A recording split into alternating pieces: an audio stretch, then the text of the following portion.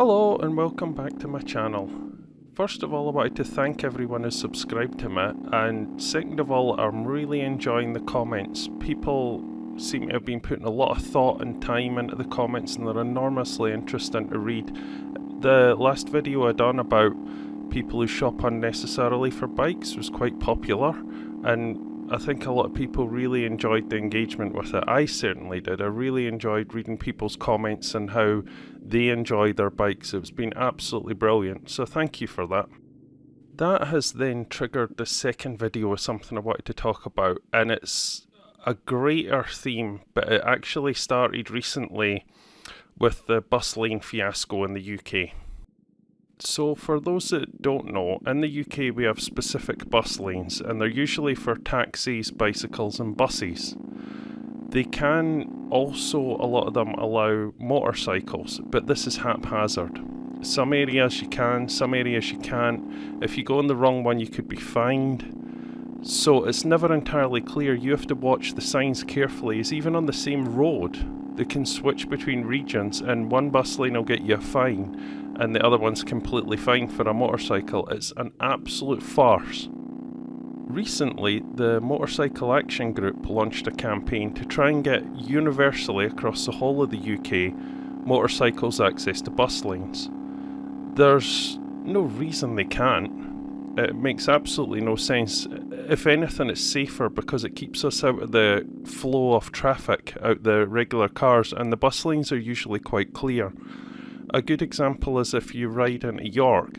York has excellent motorcycle bays for parking in, and it also gives you access to all the bus lanes. So going to York by car on a busy day can lead to hours of congestion. Going on a motorbike, straight down the bus lane, straight into the centre of town, and free parking, so it's absolutely awesome. Anyway, the Motorcycle Action Group had been running a campaign for a while. Why don't we just unify access across the whole of the UK? It would make sense, wouldn't it? Just go, oh well, rather than have separate rules for separate areas, we'll just do it everywhere. So after, I'm pretty sure it went on for at least a year, maybe more. I just watched their videos occasionally on it. They'd done a big investigation into it, had a lot of meetings, probably a lot of cups of tea, and lots of people got opinions in, and then they decided not to change it and just leave it as is. So why is it these days, in the face of common sense, simplicity, what would be a perfectly reasonable decision to make, everything descends into absolute bureaucracy, time wasting, chaos, administration, management, and we see this in many areas of life. I'm going to talk about some examples from motorcycling, but I'm sure you've seen it everywhere, and it's getting worse. They recently introduced changes to the highway code here, which were poorly implemented, poorly publicised, no one really knows, actually the point where it's dangerous. So one of the rules is that pedestrians have right to cross if someone's turning into a junction. So if you're going to turn into a junction or you're coming off a roundabout, in theory you should stop for the pedestrians to cross. Of course nobody knows this, so you'll get pedestrians who are in the right to step out, and you'll also get motorists who just don't know and plough right through. Completely pointless. There's this push at the moment to create zero road casualties. Absolute nonsense. There's always going to be a human contingent, a human factor. There's always going to be casualties. But again, ridiculous, pointless, over-management, money wasting, going into things that can never be fixed. But is that part of the plan? Motorcycle licensing. So the current licensing system is almost like a magic spell you have to do. What age are you? What qualifications do you have? Do you have your mod 1, your mod 2? Are you too young? What power a bike? It's incredibly confusing. For those that don't know, in the UK we have to sit 4 tests to be able to ride any motorcycle. And even then, once you get that after that, it's still determined a lot by what insurance you can afford. This is very expensive, it puts people off doing it, and it's just generally very confusing. So you would think, well, why can't we come up with some sort of system to unify it to get more people biking, because the absolute key to solving congestion, solving a lot of pollution issues, making life generally better in cities is to get more people on bikes and mopeds. But that would be the simple common sense answer, wouldn't it? So there is a plan to look at the licensing system to create something that's accessible, cheaper, easier to do, but also maintains a high safety standard. I don't know if I'll see that in my lifetime, given the way things are managed. There's lots of examples of this. I'll go into personal examples later of the over-management and over-administration of everything, and yet really fundamental issues stay completely unaddressed, like motorcycle theft at the moment. If you follow Itchy Boots, which is an amazing channel where this lady travels all over the world, she came to Wales and immediately someone tried to steal her bike. Over here it just seems like it's not a crime that's punished, and now I can't effectively use my bike in certain cities or situations because I fear it will get stolen, and no amount of security I put on it is going to stop that. So say for example, I wouldn't feel safe going into Leeds and parking my bike up and leaving it there all day. So when I do ride outs, it's more for pleasure at places I know are much safer. It's an absolutely absurd state of affairs. I know there's Roman gangs going around in vans just lifting bikes and nothing's done about it, but huge amounts of time and resources are just wasted elsewhere in pointless management meetings. So that's my ranty bit over. Any bikers here in the UK will know the same issues that are going on all the time and never actually getting fixed. But there's something I wanted to see if you could think about. It's based on a recent book I read not that long ago, and I found it incredibly interesting, and I'm going to talk about it today as a possible route of something that's slowly strangling the UK. It's not overtly politics, it's not a conspiracy theory, it's just an actual theory on the way things are run, and I want to bring it to your attention, show you the book, and just get your thoughts on it and see if you see what I see. Back in the 1940s, there was a man called James Burnham. He wrote a book called The Managerial Revolution, and it theorises that the world in a modern industrial society is shifting away from traditional notions of ownership or politics or right or left, and there's a new society class emerges which seizes power of everything. It's not really like a overt group. It's not a conspiracy theory. It's just a group of people will, in our society, automatically end up with power, and they will never relinquish it. And James Burnham was a rival to George Orwell, who always seen, as you know in his book 1984 and that, he talks a lot about overt power, control, dictatorships, that sort of thing. 1984 and everything, where power structure is very in your face and very powerful and threatening, and will use violent measures to control everyone. Now, although James Burnham and George Orwell were rivals, George Orwell did actually write about the Managerial Revolution, and he did think that James Burnham was onto something with this, and he conceded that, and I think he was onto something as well. So what I'm going to do is I recommend you read The Managerial Revolution, but I'm just going to pull out some key points and we'll see if you can see what I see happening, not only in the law regarding the way we ride motorcycles and all the challenges we face there, but just generally in society. In a nutshell, Burnham says that in an industrialised society, a managerial class would emerge. This is a mixture of bankers, managers, technocrats, supervisors, officials, bureaucracies, and they gradually seize control of resources and production. And this is where the real power lies in society. As an example, it's not the government controls the economy, it's the Bank of England, and it's a private institution. You don't actually control the land you buy. You don't control your house, and you can see that because as James Burnham said, private property would gradually be overtaken by this managerial administrative class too. So you have to get permission for what you do on your own property to your own house. So you can't just paint your house orange. You can't just put up a fence.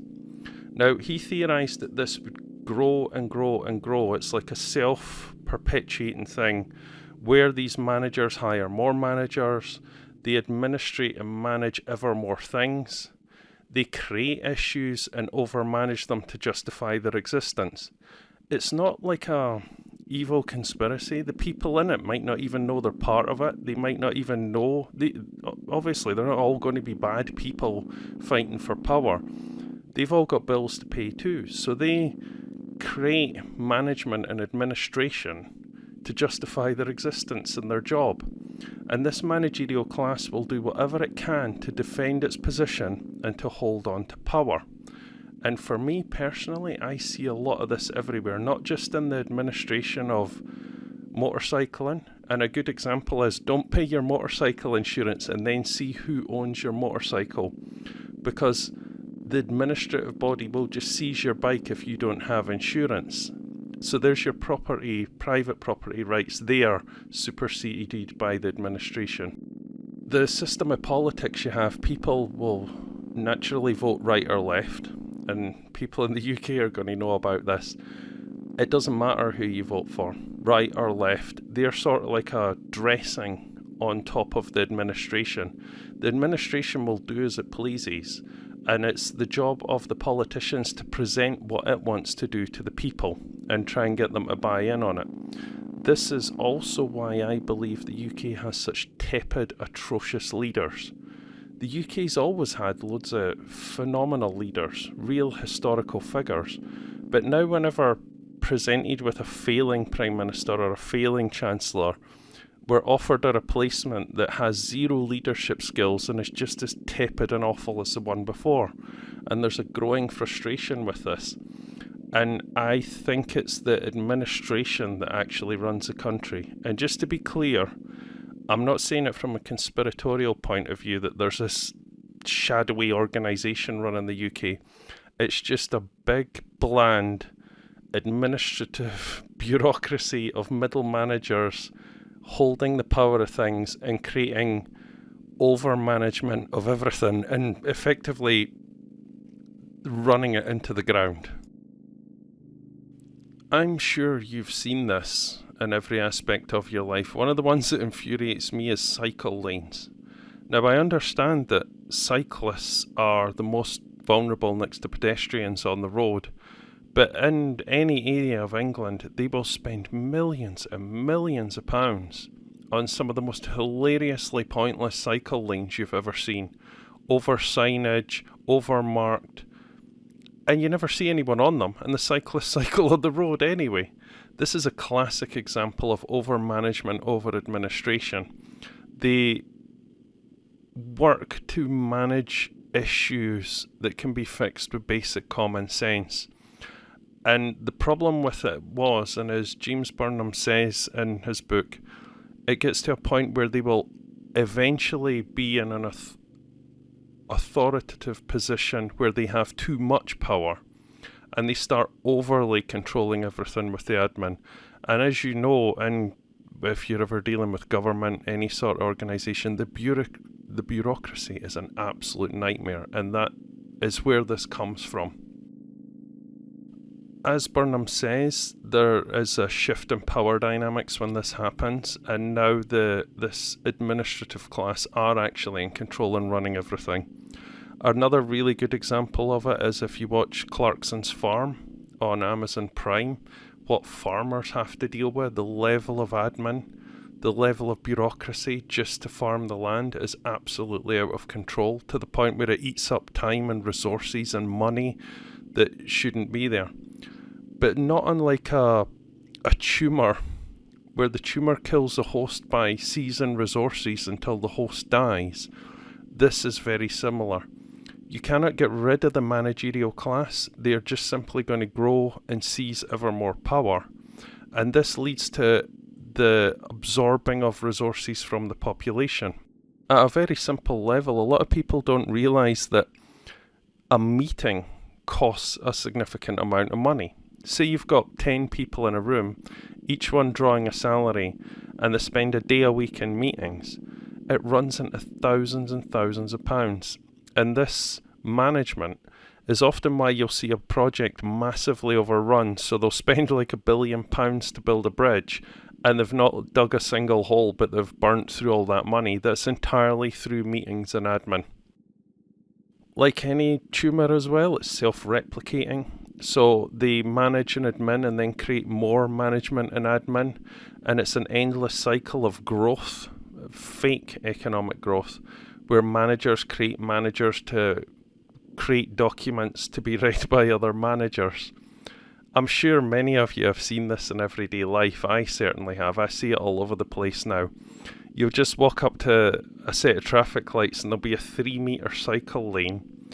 The paving's been done for it. It's got multiple signs, and you're like, this would have cost thousands and thousands of pounds. Nobody's going to use it, and it makes absolutely zero sense. And when you're aware of this overmanagement problem, you can see it in absolutely everything. Not just, obviously when you ride bikes, you sort of see the edge of it because they always want to interfere with that. But just generally in life, not necessarily on the road. If you've ever wanted to try and do something, or you've worked in certain fields, you will see it everywhere. But I just wanted to bring up the book because I recommend you read the book and then put it in your thought process and just see what you think, if that's what's actually going on. Because sometimes I see decisions being made that have completely avoided all sense and reason, cost an absolute fortune, or miles over budget, and you marvel at how they got to the decisions they get to. And I feel myself it's because of James Burnham's theory on the Managerial Revolution. And I think we're quite far into it now.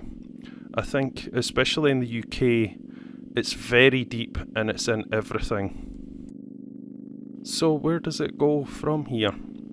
Well, James Burnham said you would get a decline of property rights. You would own less stuff.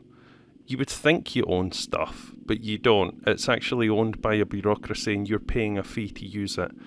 This is very much what's happening at the moment. He also observed it would happen worldwide as societies modernise and industrialise, even in this modern technological age where it becomes even easier to administer admin and bureaucracy. We're seeing a massive growth in it. It's expanding absolutely everywhere. A good example of it at the moment is in the UK. They want to ban combustion vehicles shortly, and the infrastructure's not there for electric. The battery technology's not there. There are other issues around it, but the admin is forcing it through.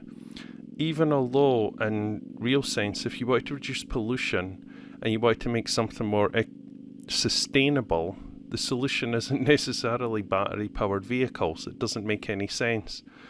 So we'll see the reduction of private property. We'll see a growth of it all over. We'll see the over-management and over-administration of absolutely everything. The UK is a brilliant example of this. We've got licenses for absolutely everything. It's not going to be long before you need a license to wear a hat or similar. It's completely out of control, but there is a seed of rebellion growing against it, and British people are starting to kick off about it. But what you have to remember is, as an individual, it's hard to fight such a massive bureaucracy because the people in it, I don't like to use the term religious cult, but they have such a deep faith in the bureaucracy that they can't comprehend that they may be inadvertently causing mayhem or ruining people's lives with it. So they will, if you were a rebel, use the bureaucracy to utterly crush you. And it's not in of itself that it's some force of evil, some organised underground cabal trying to seize power or running at everything. It's just a naturally occurring thing. The management grows, the management class grows, they seize everything. I mean, you can see it in colleges, the level of admin that's grown now. Just over recent years, you can chart that online. The NHS hospitals have insane amounts of admin. It's like a naturally occurring, growing thing that always seeks to inadvertently control everything and then does things to justify its existence and in its own self-importance, which leads to ever more admin, until essentially our civilization is just managed to death, where you can't even move without layers of management involved in every aspect of your life. I think the managerial class will keep taxing. This is partly why you get fines for everything now. This is what all these ULEZ zones and everything are, because it's nothing to do with the reasons they sell you on. It's to do with the fact that the country is in catastrophic debt. We're bankrupt to all hell, and the only way you get out of debt is to create a booming economy. That's the only real way historically you can do it. So, well, you could start a war, but that's a different thing. The best way of getting out of debt is to create a booming economy, but our economy now is a managerial economy. We don't produce anything of value, we just over-manage each other. And because we're running into ever more debt, and because we've got to maintain and run all these managers, like I mentioned before, it grows like a tumour. So they need more managers, and we don't actually have leadership, which is a completely different skill set. Because if a leader came into a managed area, the first thing they would do is take power from the managers and start making decisions based on themselves rather than collective decisions. In some respects, this is better. In some respects, it's not as good. But you cannot just endlessly manage everything. And to pay the debt we now have, the managers have to come up with ever more elaborate ways of taxing you. So you'll see obvious taxes, like taxes on cigarettes, but you'll also see taxes on absolutely crazy things, like your CO2 emissions. You're a human being. You'll see taxes on going into certain places, taxes on travel, taxes on certain kinds of food. And it will always be presented, because in a managerial sense, they'll say it's called the safety and outdoors tax, and it's to prevent something or other. And then they'll word it using managerial speak, so it seems like it's for your benefit, but it's not. It's simply to pay the debt being run up by having a huge managerial class. And like I says, it's a tumour consuming resources and not generating anything. And it will continually interfere with your life until it collapses. Now, I think it'll collapse because of financial, and the problem with that is it'll take the rest of us with it. It'll put the UK in a place, and a lot of other countries are in the same boat. It'll put us in a place where we simply can't pay our debts, we default on our debts, and we go under. That's not good for any of us. The other way it might come to an end is as the population gets increasingly angry with it interfering in their lives, they're going to vote politically ever more extreme. And the political voting, as we're seeing in the UK at the moment, people swing violently left, violently right, and nothing will be getting fixed because they're not addressing the real issue that the power is held by the managerial class. So it could go badly that way as well. What I'm hoping is, I think the British people are really good at rebelling in quite a funny way. And I've started seeing some of this already, where they rebel by using bureaucracy against the bureaucracy, using practical jokes against the bureaucracy, mocking it. That's a good way of seeing it undermined. But it's so huge and so prevalent and so powerful in the UK now, it makes everything an absolute headache. Just say, I was speaking to a guy who fixes vehicles like bikes and cars and that, and he says the amount of bureaucracy he had to deal with just to run a garage was absolutely unbelievable, and it took all his time away from actually providing a good economic boost by creating jobs and fixing cars.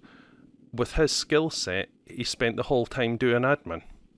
And this is what actually kills us. And this is why you can see it a lot in decisions that are made or things that happen that seem to you to make no sense. But if you track it back through a managerial mindset, it does actually make sense, because people try and justify their managerial position, people try and justify their administration, so it acts out with the realms of common sense, whereas as a normal person you would say that is just dumb. Why is government so dumb? I need to vote for another person. But what I think now, and this is just my opinion, you feel free to disagree, I think the administration is so powerful now that the voting is just pointless dressing on top. And people are going to vote in ever more extreme ways to try and solve the problem, but they're not actually dealing with the administration and managerial problem. And the problem there is the people who really hold the power aren't going to sack themselves. They don't see themselves as a drain. They don't see themselves as a hindrance to the economy. They will do whatever it takes to sustain themselves, even if that includes raising taxes to the point where it suffocates the economy and destroys the economy, which is partially happening now. But they will continue on a self-destructive path, and there's some ways out of it, but I don't hold a lot of faith at the moment. I think people are just going to keep voting for change when they think there's change, and I think the managerial class is going to keep on growing, and I think we're just going to have to work out ways of dealing with it.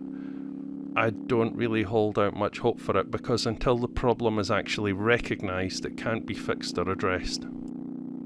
I'll finish up with a couple of things. I wanted to give a personal example of where I've seen it in action. There's a guy I met, I've known him a few times, and he's got a lot of issues. He's been in prison. He's had a difficult life and a lot of battles. But his thing was gardening. He absolutely loves gardening. So he's always been at war with the state, so to speak. He's always been in trouble. I don't know his past, but it doesn't sound good. But he's found a use and a solace and a well-being through gardening. So because he was in difficult times, he was put in government accommodation, which was sort of like a series of linked flats.